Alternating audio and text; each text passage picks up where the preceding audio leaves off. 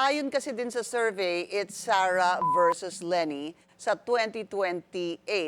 How likely is this scenario para sa'yo? Well, una, isa sigurong manifestation yung survey na yan. Sa lahat ng nakalagay dyan, si Vice President Sara pa lang ang medyo openly nagsabi na tatakbo siya sa 2028. No? Mahalaga yun eh.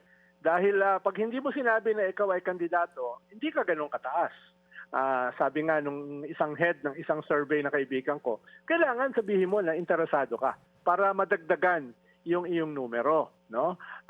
Diyan sa lahat ng na-survey na yan, mukhang si Vice President lamang ang medyo openly umamin na interesado siya sa 2028.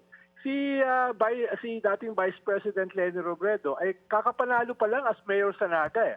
Kaya duda ako kung at this point ay ina-entertain niya na tumakbo uli as President.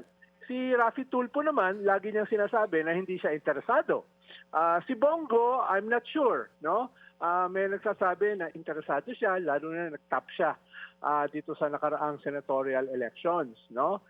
Mukhang si Speaker ay medyo tahimik for a long time tungkol dito. Kaya for now ay definitely mas mataas si Vice President Sara dahil siya yung umamin na interesado siya.